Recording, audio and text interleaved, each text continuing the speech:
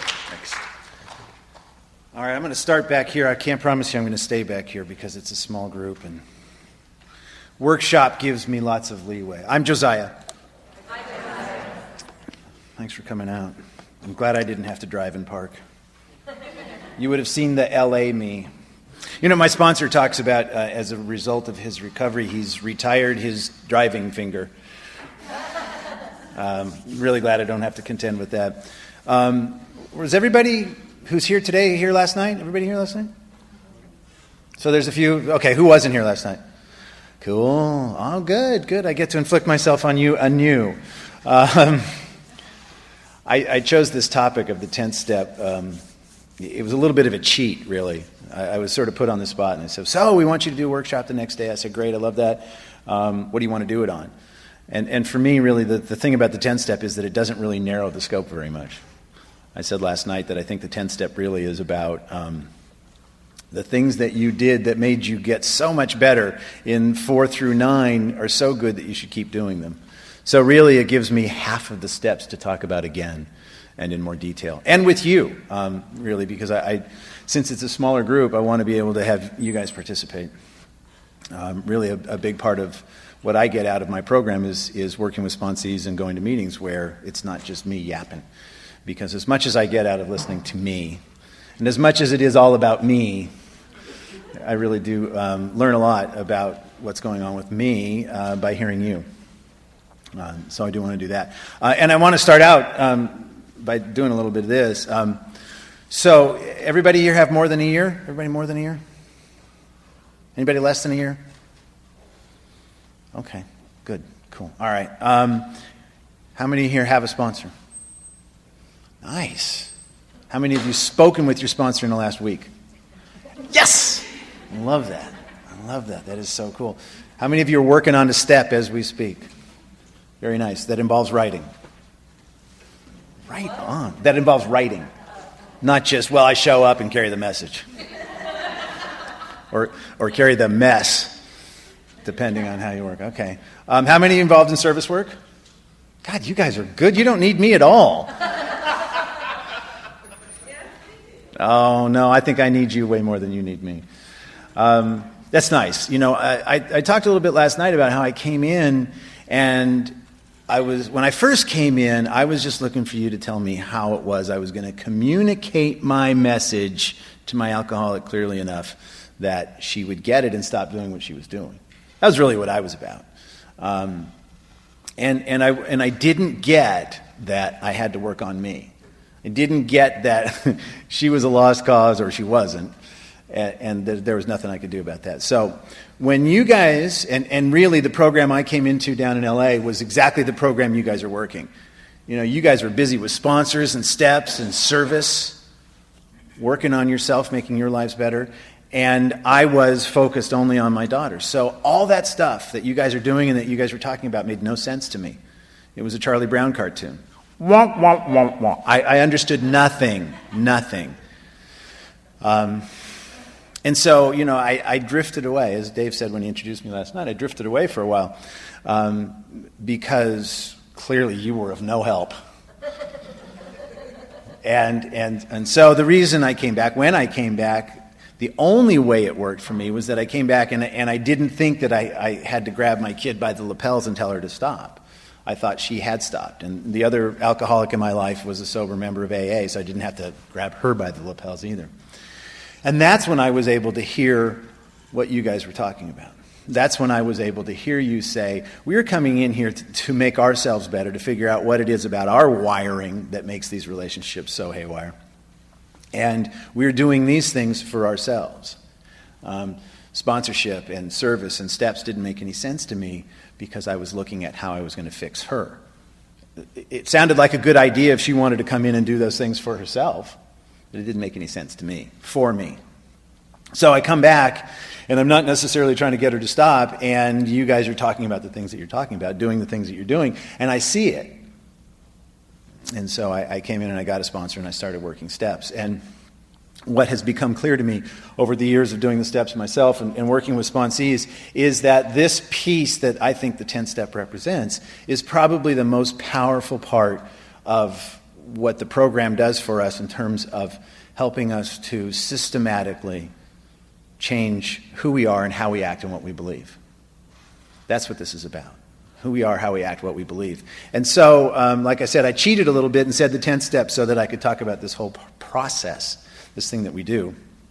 And I don't want to make light in any way of the spiritual part of the program, because I believe that at the end, that's really what it's about. But as I said last night, when you come in as I did and you're really not looking for anything that you think resembles a religious solution, the idea in the first 2 or 3 steps and in the 11th and 12th steps of this being something that is focused on as a spiritual program isn't anything you're really interested in. And for me, the spiritual part of my recovery has come about as a result of the steps. You know, I have recovery because of the steps. I have a spirituality because of the steps. I don't have recovery because of my spirituality. It's backwards for me. And I think it may be more true of some of us men, you know, who want to know how things work and want to know how things can be fixed. If you can come in and say, okay, there's these things, they're numbered, do them in order, do them with someone who's done them before, and things will get better. And by the way, you don't get to ask how, just trust me that it works. And so that's been a big part of, and it continues to be a big part of the message that I try to carry. Because that way, I don't have to have any kind of a philosophical debate with people who come in and say, well, I don't believe in God. And I tell them, you don't have to.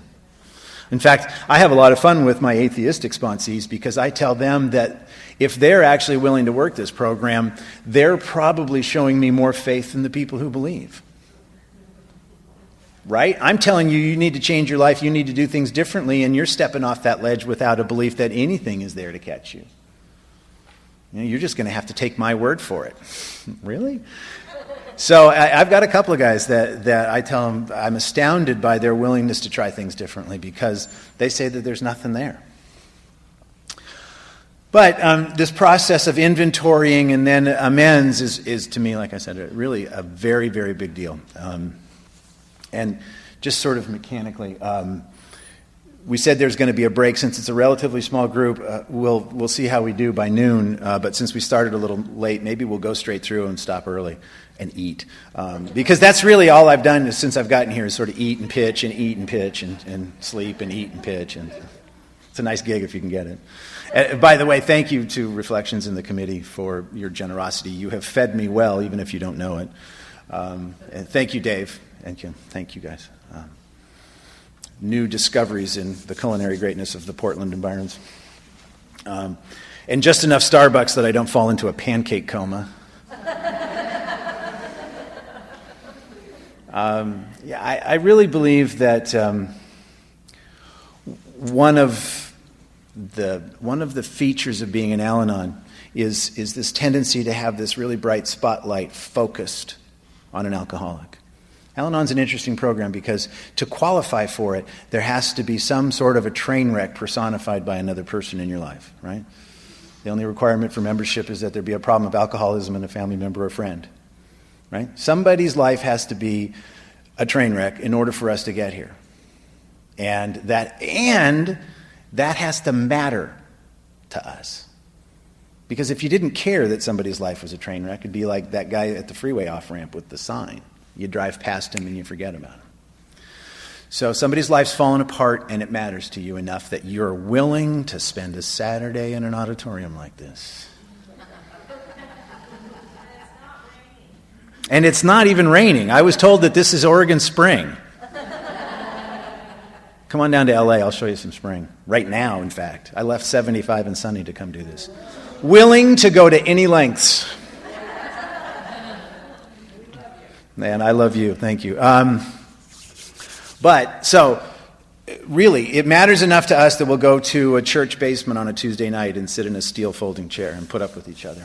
It matters enough to us that we're willing to do the things that you guys just told me that you do to get sponsors and work steps and have service. And by the way, the service that you're doing here to put this thing together is very impressive to me. Just like the service that I see at home.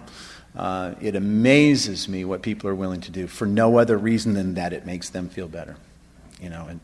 I understand that because I get to do that in sponsoring men and speaking and things like that. And, I love it when the men that I sponsor thank me and just are so amazed, and I don't know how you do it, and you take so much time. And I try to tell them, you don't understand. I get way more out of it than you do every time. And I do. I said last night that I have a meeting on Wednesday nights at my house of the men that I sponsor. People are constantly telling me, thank you so much for having us. And I tell them, really? All I do is open up the garage door and put chairs out. And a meeting comes to me. I don't even put the chairs out anymore. I just let them do it. A meeting comes to me. I come out in my sweats. We sit down. We have a meeting. I don't have to drive. I don't have to park. Boy, today that would have been nice. So anyway. But like I said, this inventory process, in some ways, the scariest and most unlikely thing for an Al-Anon to do. We come in here, our focus is on someone whose life is a mess. And we're convinced, I was, and I think it's pretty true, that if they only fill in the blank, then we would be fine. So let me get an idea. Is anybody here strictly because of ACA type issues? I grew up in alcoholism. Just because of that? A few of you. Okay, not many. The rest of us, it's a spouse. How many for a spouse? Or a significant other? Yeah, there we go. Okay, a child. Oh, yeah, we're the ones with the black belts, right? When you're in ACA, it's a little bit different. You grew up in it, and it's not as if when it's your child, you think, if Julie would just stop doing that stuff and straighten her life out, she's such a gifted child, if only she, that nonsense that you do. In ACA, it's a tiny bit different. But really, we know that we've got our focus on somebody else, and if only they would fix it, we would be fine. And then we come in here, and if you stick around for a minute, you realize that everybody in here who's doing the work is saying, I've got to fix me. And to me, in some ways, that is the most unlikely paradoxical thing of all. That even though that child of mine is ruining her life behind drug use and alcoholism and other really bad behavior, we won't even start about the tattoos and the piercings and the boys and all that. But if she would only stop that and act responsibly and behave herself and do just some basic things, then it would all be okay and I could go back to living my life the way I should. So now you're going to tell me I need to do an inventory and I need to work on my character defects. What? I'm outraged by that, right? But again, as I said last night, if I've really taken that first step completely and with conviction, then I realize that I'm powerless over any of that, no matter how wrong she may be. So I come in here and I figure out what my character defects are by taking a searching and fearless moral inventory. Okay, now for some fun. Who's done that? Okay. Who is not? Cop to it. All right. Who's afraid to? Right? How many of us are afraid to because we think we won't do it right? Oh, really? God, that was my deal. I was afraid I wasn't going to do it right. How many of us are afraid to because we don't want to know what's there? There you go. See? Okay. How many don't want to because you don't want to have to fix it? Yeah, right. How many think you have a character defect that you're a nag? Nag. How many of you are a nag? One of the things that I like to do with it, here's part of the reason the inventory process is really important, because we're so focused on them as a train wreck. We don't have a very good vocabulary. We're not very skilled at looking at what our stuff is.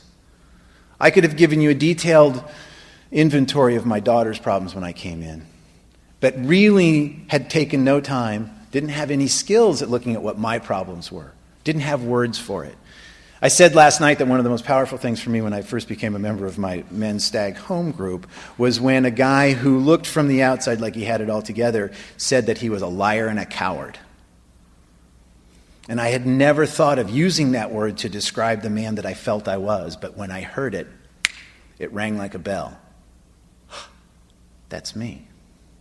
So part of what's really important in the inventory process, and part of why it's a two-step process that involves telling it to someone else, hopefully someone who's done that kind of work before and has some experience with it, is that we start to get better at describing who we are.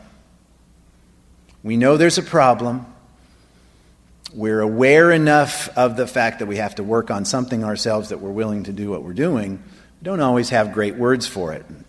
One of the things I do when I work with the men that I sponsor is they'll call me up and say, I'm effed up, I'm spun, I'm any number of other sort of interesting code phrases that require me to stop and say, okay, tell me how you feel. And they'll do that, and I'll say, no, let's put a word to it. So that's why the first question I asked was, how many of us are a nag? Let's just put it in one-syllable words. Are you a nag? Do you say it more than once? Louder, in different words, sneaking up around the side, right? As if, right, they're not alcoholics, they're hard of hearing. They must be.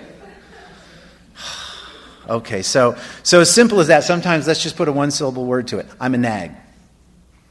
Right? Which means how many of us are controlling? Right? We want our way. We want our way. And you know, I'm a big fan of the AA literature. You might have gotten a sense of that last night. One of the things that Bill Wilson talks about for the alcoholic, and by the way, I think that Al-Anons are almost all of the time just alcoholics without the allergy.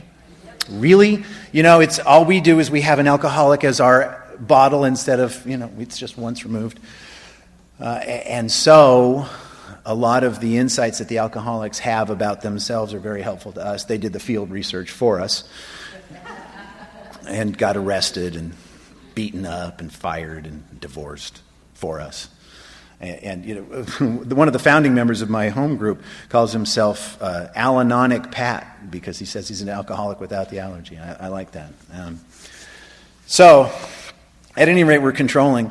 And the AA literature talks a lot about how what's underneath all of our character defects is fear. An unbased, irrational fear. And so you're controlling. Why? Because you're afraid of the outcome that may occur if it doesn't happen the way you think that it's supposed to. Okay, here's one that's one of my favorites. How many of us are doormats? Woohoo! Boy, I tell you what, when I heard that one when I came into Al-Anon, it's another one where the bell just rang. Doormat.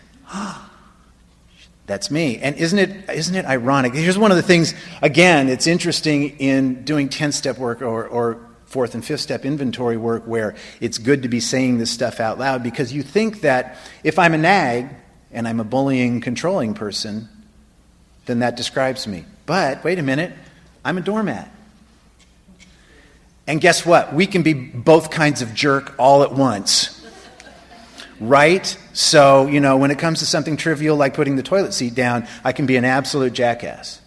When it comes to something like, you know, you need to finish your education, I can be a complete doormat. You know, so the hard stuff, I get walked all over. The easy stuff, I'm a complete pain in the neck. Right? Just pick your battles, the ones you think you can win.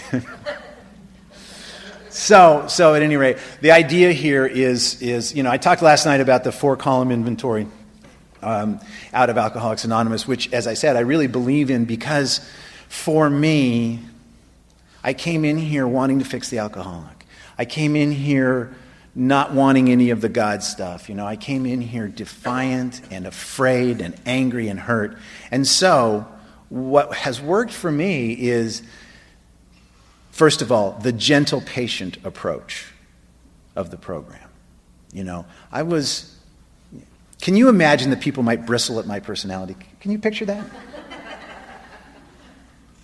Not everybody likes me. Not everybody gets me. Not everybody wants to put up with me. But here's what I got in Al-Anon. Josiah, keep coming back. You know, we'll love you in a special way. I get loved in a special way a lot. You may not like all of us.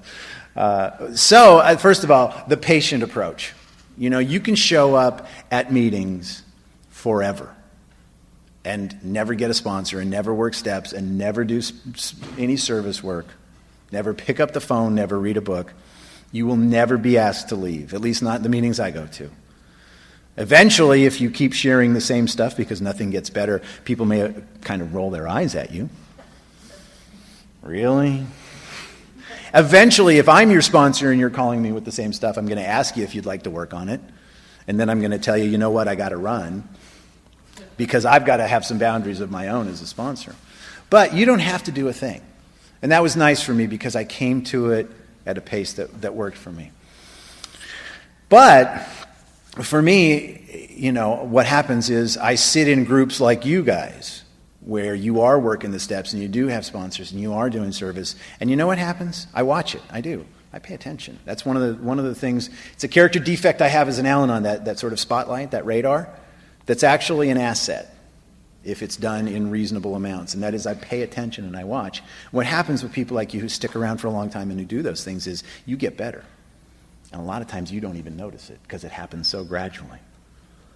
One of the lessons that's the hardest for me to convey as a sponsor to guys who are new is that it's a process.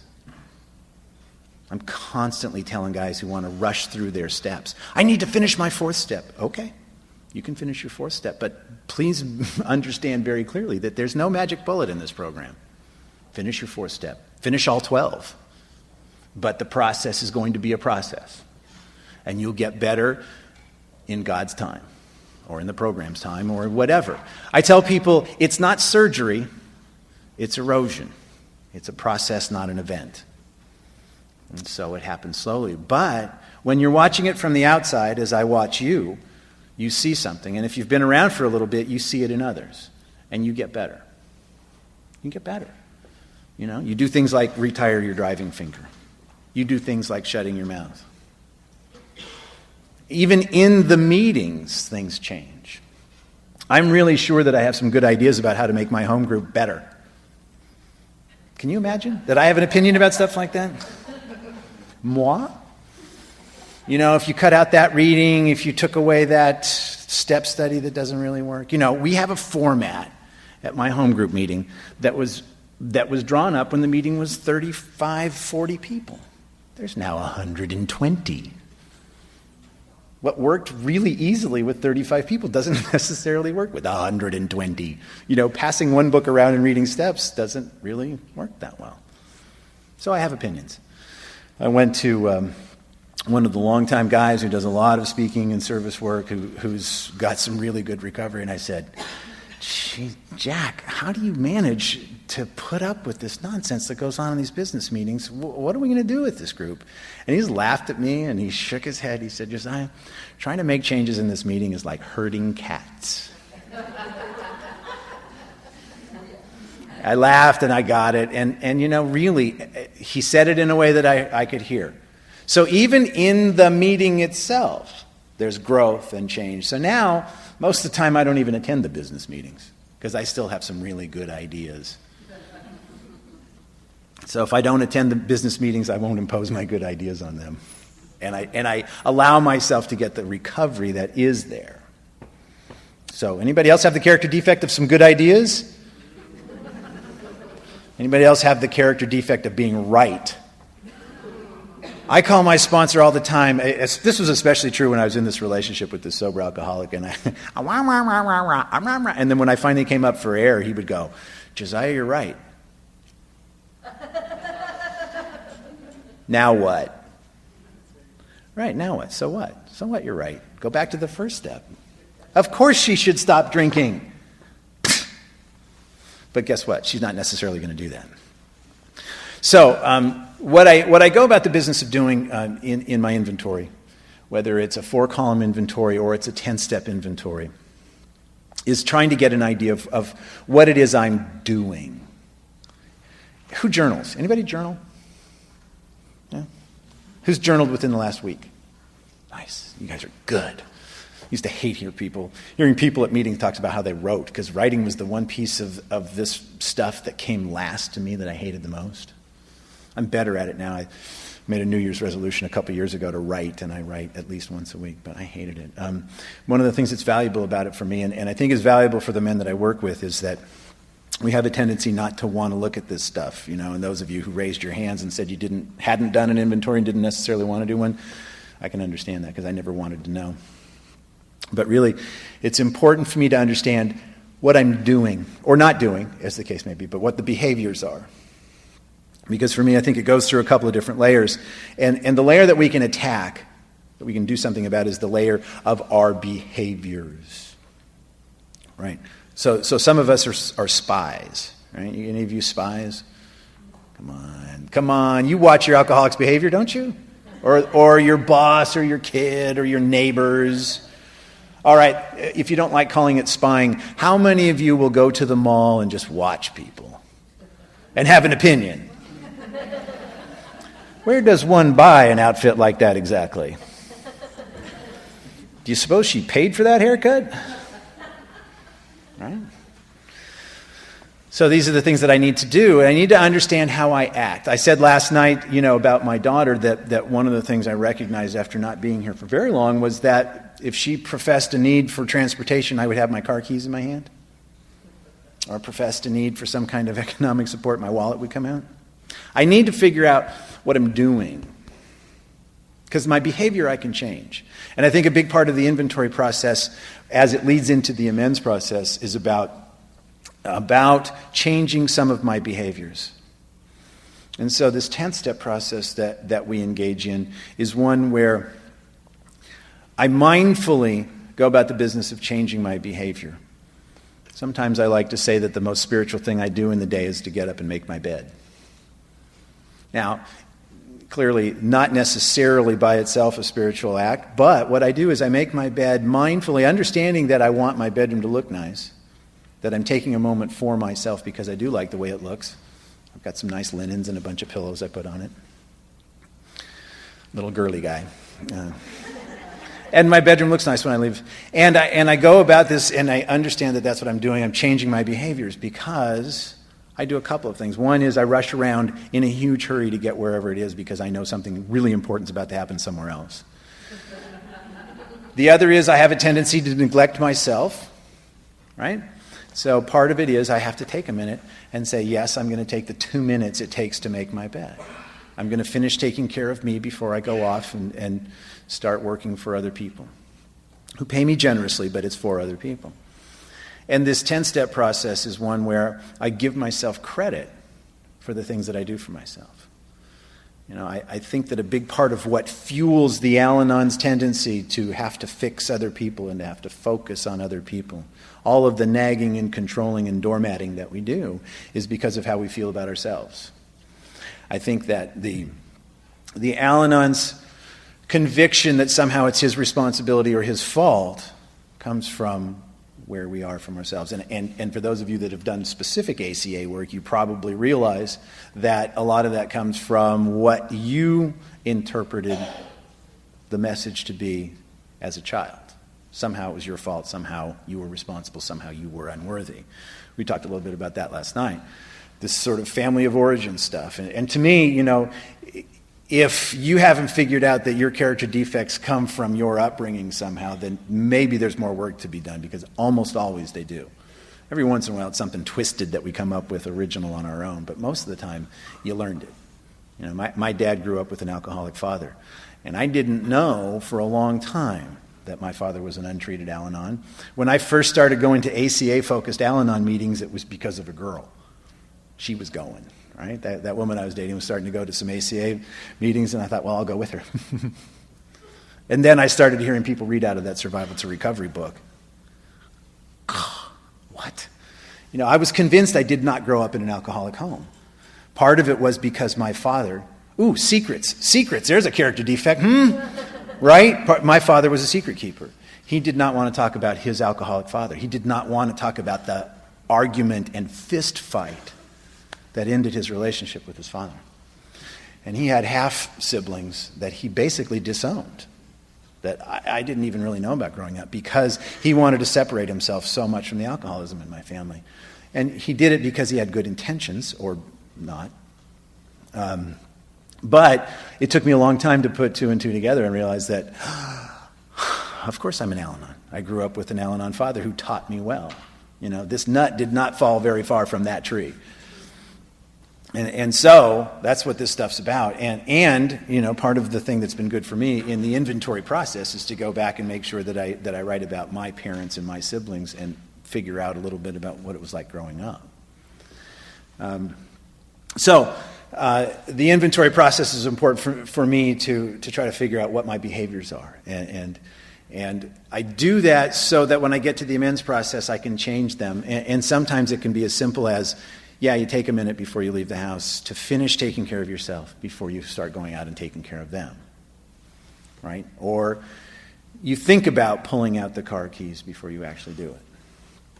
And the nice thing about it for me is that, when I do this inventory process, I do it with a sponsor, right? Did anybody do what I did at the beginning, try to work the steps by yourself? Yeah. Alcoholism, ISM, I sponsor myself. Right? Right. What's the first word of the 12 steps? We, right? So not a good idea to do it by yourself. Who is afraid to ask their sponsor to sponsor them? Yeah. Who doesn't have a sponsor because you're afraid of asking someone? There you go. First of all, the people that you're asking are going to be thrilled that you ask. Thrilled. Anybody that ever says no probably shouldn't be your sponsor anyway. One of the things that I get a lot now, because people know that I sponsor a lot of people, is, I don't know if you have the time. I don't know if you'd be interested. I don't know if you're available. And I just tell them, come on. I can only do one at a time. You're one. Let's go. The thing about it that I like is that I was so afraid, and anybody that I've ever asked, and I've had several because I've had them die and get locked up in insane asylums and get fired and move out of state, and I'm apparently bad luck, but they almost never say no. They're thrilled to be asked. And if you're afraid, if you don't want to make that commitment, if you feel like you're asking someone to marry you, then just ask them to be your temporary sponsor. Simple. Just ask for a temporary sponsor. Or call them up and don't really say anything for a little while. Be coy. I've got a couple guys that call me that are like that. A couple of guys that ostensibly have other sponsors call me anyway. So, but the important thing is not to be afraid to talk to someone else about it. The secrets thing is such a big deal. I think alcoholism wants you one-on-one. Alcoholism figures that if it's a fair fight if it's just you and it can take you. Because the power of alcoholism is compounded by our shame. We are convinced that somehow we should have been able to fix this, figure it out. Somehow we're the only people who have this problem, right? How many of us believe, come on, don't you believe that? I believe that with all of my heart and soul, that somehow I should have been able to fix it. And there's something broken about me. And maybe, I don't know, ladies, maybe it's not fair for me to say this, but maybe it's a little bit of a guy thing. Guys fix stuff. And here's another one you'll be shocked to learn. I'm not a fixing guy. I don't really, my tools are in a little drawer in my kitchen. Some of you women have more tools than I do. I've got a hammer and a pair of pliers and maybe some scissors or something that are pretty dull. I'm not a fixer guy. I bought some property recently, and people kept asking me, so you're going to, I said, it needs a lot of work. They said, so you're going to do some of the work yourself? I said, me? Yeah, I'm going to do some of the work myself. I'm going to pull out the checkbook and pay the guy. And my family's appalled. My family, my brother built his house, and, my father helped him, and my mother's got a huge workshop. She's an artist and a sculptor, and even my sister has replaced her own kitchen sink. And I'm just not that guy. And so, what I have to contend with is the idea that somehow I should be able to fix stuff, and I know that I don't and can't. And, as I've grown in my recovery and as I've gotten older, I've really come to embrace the fact that I really don't want dirt under my fingernails, and that's okay. That's just the man that I am. It's who I've become, and I'm confident enough in my abilities and in my manhood and everything else that I do that can be okay today. But coming in here with an alcoholic daughter, I was pretty sure that somehow I should have been able to prevent that, to fix it, to cure it. I was pretty sure it was my fault because, I shouldn't have left their mother when they were so young and whatever, all that stuff. Somehow it's my fault. Completely disregarding the power of alcohol and drugs to capture someone. Completely disregarding that there's a hereditary component and there's a grandfather lurking in the background who had alcoholism. And of course, the interesting thing for us is here we are believing that we're horrible, terrible people. Oh, we're so bad. And yet, that notion that it's our fault and we should have been able to fix it is one of the most arrogant ones you can have. We have this upside down kind of arrogance. Anybody define arrogance as a character defect on your inventory? Not me. Yeah. So, right, we talk a lot about humility in our program, and it's a lot about that. Sometimes it's about just letting yourself off the hook. I know that I was talking to one of the guys who comes to my Wednesday night meeting this past week, and he's got alcoholic sons, and he's had to learn to keep his hands off. And so he's got a kid right now who is apparently going to school and doing reasonably well in school, but clearly still drinking. And he is so uncomfortable with just letting that boy be. I feel like I'm ignoring him. I feel like I should be doing something else. And so as we change our behaviors, we have to learn to get a little more comfortable with it. And, he's another one who wants to fix it. And so, as I said, what we do is we identify behaviors in the inventory. We also identify some of these beliefs. For me, I could identify the nagging and the arrogance and the doormat stuff, and I also had to understand that the reason that I did those things was because of what I felt about myself. Somehow, I wasn't a good father. Somehow, I wasn't a good person. My behaviors in my relationships always come down to the notion that this is the only woman who would ever want anything to do with me, and I have to keep her no matter what. Right? And, paradoxically, have to make sure that there's one or two lined up as potential candidates in case she leaves. Because God forbid that I ever be alone. Right? And I never, it took me a long time to realize that I had to examine that part of it. Morbidly afraid of being alone. And yet, now I've been single for a while, and I kick around my little house all by myself, and mindlessly being just fine with all of that. And then look up and go, oh, this was the thing I was afraid of.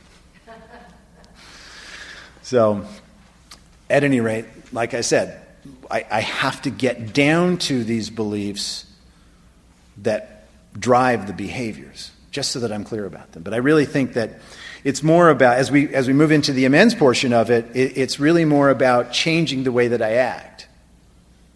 If I behave as if I am worthy of love, as if I am worthy of having a good relationship, whether it's with her or not, and if I don't act desperately and clingy and needy to this person, I will slowly start to shift those beliefs. If I show up as if I'm a good employee and act as if I'm worthy of their hire, I can slowly start to work my way down to their beliefs. If I act as if I don't have to do everything Julie wants me to do to be a good father, then I can slowly work my way down from the behaviors to the beliefs. Here's how it works. I used to think that I had to make up somehow for the fact that I was a bad father, that I divorced their mother, that I was somehow responsible for her alcoholism by trying to make sure she was never unhappy. As I realized that those behaviors were unhealthy both for her and for me, as I realized that those behaviors came with strings attached, namely in the form of resentments for how dare she, right? Then I thought, okay, I have to change that behavior. Changing that behavior, stopping those things, requires that I believe at some level that I am still a good father, even if I stop that. So the mystery daughter, the other one I never talk about because she's not my alcoholic qualifier, is a great example of that. It's been about 5 years or so now. About 5 years ago or so, she stopped communicating with me. We didn't talk a lot, but we would text or email and get together every rare once in a while. And she stopped responding to me. And it took me a little while to realize. And I thought, well, that's weird. She's not calling me back. She's not emailing me back. She's not texting me back. And so I checked it to make sure. Yeah, she's not calling me back. And so I talked to my sponsor about it, and I ended up writing her a letter, an old-fashioned paper letter that I put in the mail. And I said, it seems that you're not talking to me. I'm not really clear why that is, but I'm getting from that you don't want to communicate with me right now. I will respect that. I will not contact you, and that's fine. If you want to have a relationship with me at any time, contact me, and we can start fresh and no questions asked. And I sent her that letter and heard nothing, and I had no contact from her for about 1.5 years. Killed me.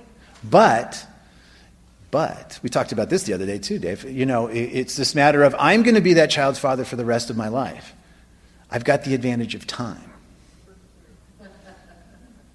I'm going to wait her out. And so the irony, of course, is that what ultimately brought us back together was Julie's most recent crisis. Julie called me up and said, "Daddy, I'm hooked on painkillers. I need help." And so we brought her down and we got her detoxed and moving her out of this.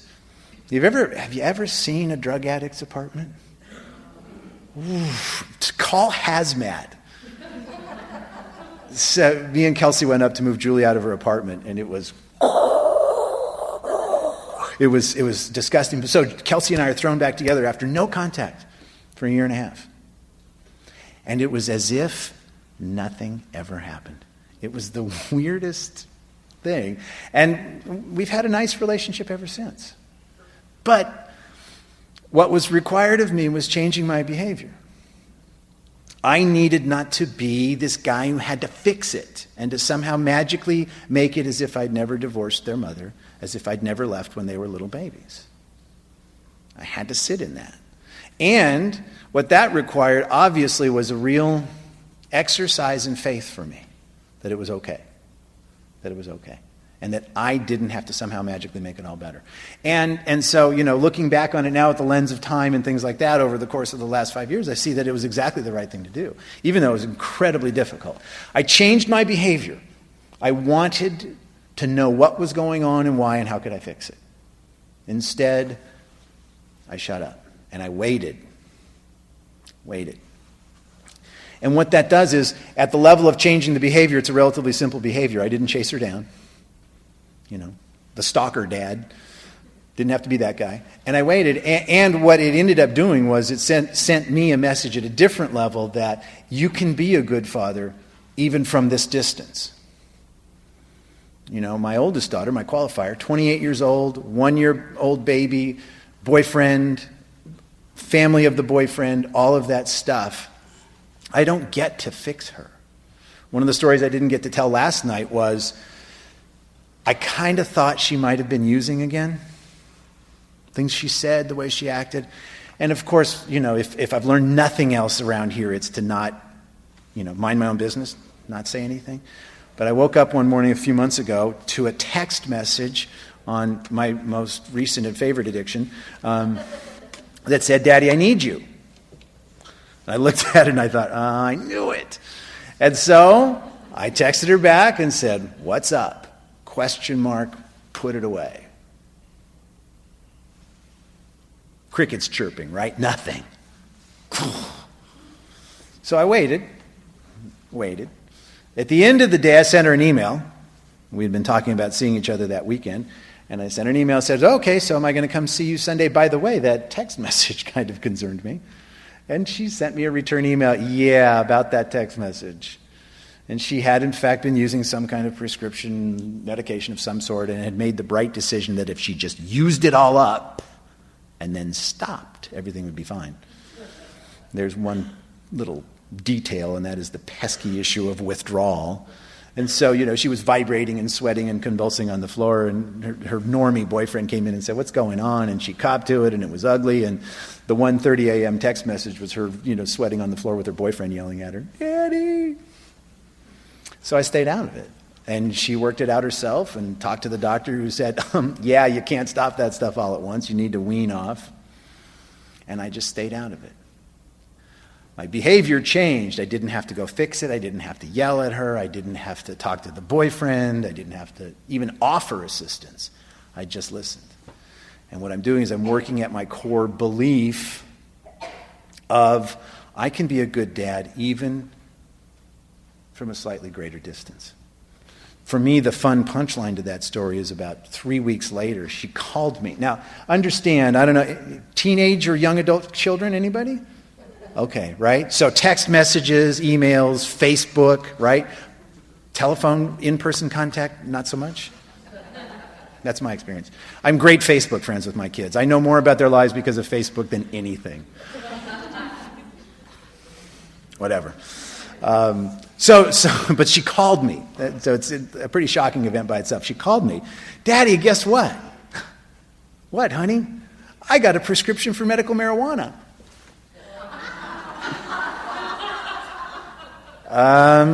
Great.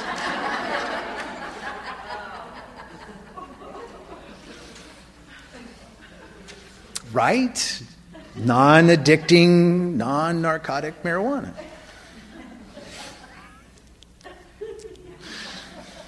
So I get to change my behavior.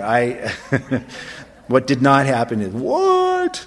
Right? No screaming matches. No real. And the nice thing is that when you change your behavior consistently, persistently, over a course of time, the worry inside that comes from that place of, oh my God, the little person under the burning building with the safety net, that thing that we do, that starts to change. Because here's what I believe. As we change our behavior, the world changes what comes back to us changes. So instead of trying to fix her all the time, instead of trying to make myself okay and more comfortable by trying to manipulate what she does, I stay back. And instead of the sky falling, as I'm convinced it's going to, things sort of eventually work out. Not in the way that they should, but they work out. And I start to have the experience that I don't have to have things go my way in order for things to be okay. So that when I get that call that says I've got the prescription for medical marijuana, I think, okay, it's going to be fine. I roll my eyes and I shake my head. I can because I'm on the phone and she can't see me. That's just my little thing. But it's fine. It's truly fine. And so really what happens is we change the way that we react to our world, and we get different messages that come back. And this is really big for those of us that grew up in any kind of chaos or madness or drama or scary, violent stuff as children in alcoholic homes. And the messages that came to us were of one kind. And now we're adults.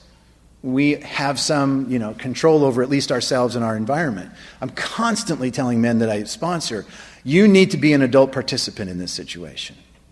What's going to happen if? Well, if you don't want that, you can say no. You can leave. You can walk out. Remember that. You're an adult participant in that. What if she? Then don't. And so that's what happens to me, is I get to be an adult participant in my relationship with my daughters. And this is, I hope it's clear, this is a result of sort of the 10th step issue of, figuring out what those character defects are, specifically the behaviors, changing the behaviors in the amends process, and having that sort of trickle down and erode away at some of the beliefs. I used to believe that I was a bad employee. I wasn't smart enough. I wasn't experienced enough. I didn't know what I was doing. Well, that resulted in me not trying very hard. That resulted in me procrastinating on projects. And that resulted in employers not being very happy with me.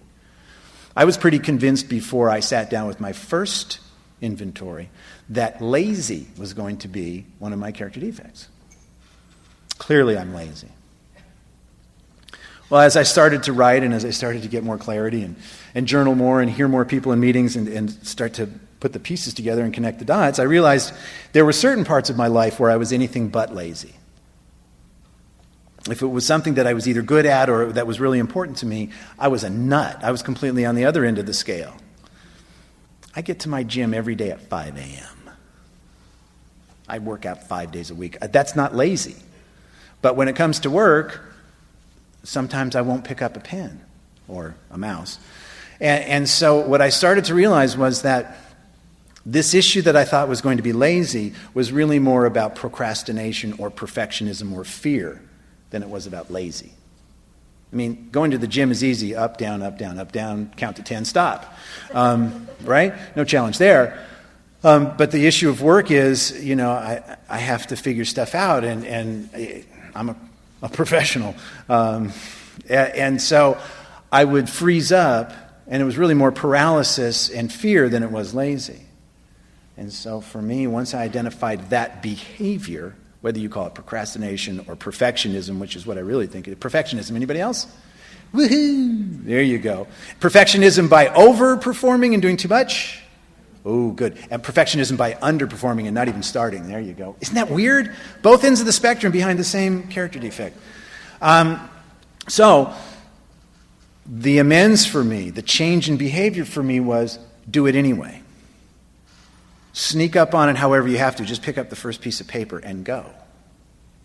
My sponsor talks about the sharpening pencil syndrome. He'll talk about a writing project, and he says he'll sharpen pencils. I don't want to really start. I'm sharpening pencils, getting ready. I know that if I ever work from home, suddenly the laundry needs to get done, and the shelves in the refrigerator need to be rearranged, anything but actually doing the work. And so the answer for me is show up and just start. You can't do that scariest thing, good, then do something else until that's the last thing left. But keep showing up. Keep showing up. Don't quit. One of the most powerful lessons I've ever gotten out of this program is the first thing you ever told me. Keep coming back. Just don't quit. Please don't quit.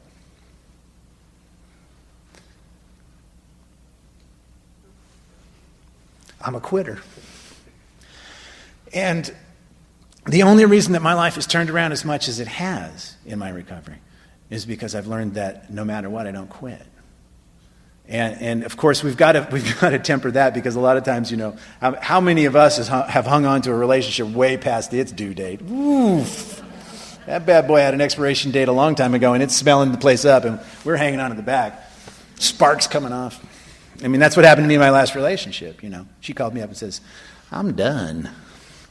And I've done some inventory work on that. I realized, ooh, boy, we were done. But as we noted with the perfectionism issue, either you work too hard or you don't work at all. This is one where, I've got to not quit. I've got to know when I'm, flogging a dead horse, but I've got to not quit. And so my work life has turned around because I just remain willing to show up despite the fact that I'm scared to death. And so what has happened is the simple behavior of continuing to show up and do my job is what the amends was for me. I talked about it a little bit last night, trying to go to the former employer and tell him I was sorry for being such a worthless worker. And he looked at me, like he had no idea I had 3 eyes or something. But the answer is that I show up today in the job that I have that's got nothing to do with that one and act like the employee I should have been then. That's the amends. That's the change in behavior. And what happens when you do that is that your employer says, wow, you keep showing up and working hard and doing good for us. Thank you.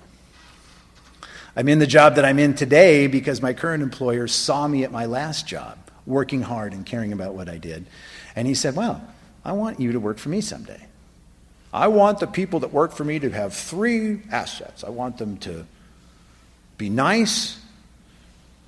What was it? Be nice, work hard, and I don't remember the third one. But 3 things that he thought he saw in me, and I was shocked. I thought, wow, really? Smart, be nice, and work hard. And I thought, wow. Okay, great. I don't know where that happened, but it sure wasn't the guy that I was when I, first became a working man. So, again, this is part of that process, the amends, the inventory through amends process. And it happens in a big way when we do a 4-step, but it can happen in the smallest of ways as we do 10 steps. And, I gave the example last night about, goofing on a reading in a meeting and realizing that wasn't the way that I wanted to act. Another big deal in the 10th step for me, and it's in the AA literature, it's in the big book, and it's a really important one for those of us, and I think it's really common in Al-Anons, where a lot of our Al-Anon behavior is driven by this conviction that we're not good enough, that we're somehow not trying hard enough, and that we're not worthy. And that is to do an inventory of the positive stuff.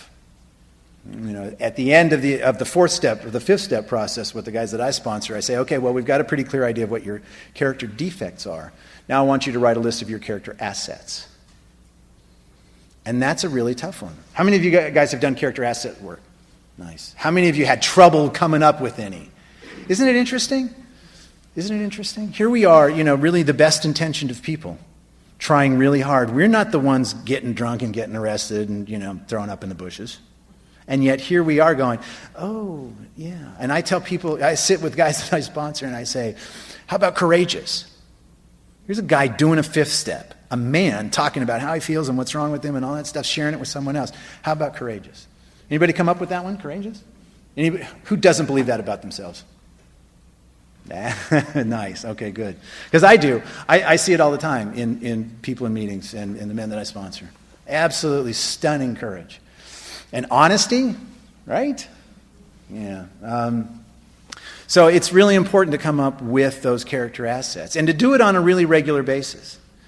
In the big book, somewhere around page 86 or 87 or 88, Bill talks about, reviewing the day at the end of the day.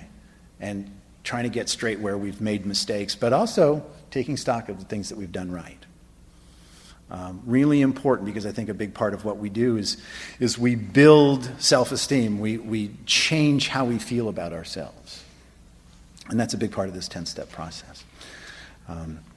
We're at a point where we've been going for about an hour. Should we take a little break and then you guys ask questions or throw things at me later? Should we do that? Yeah. All right, let's do that.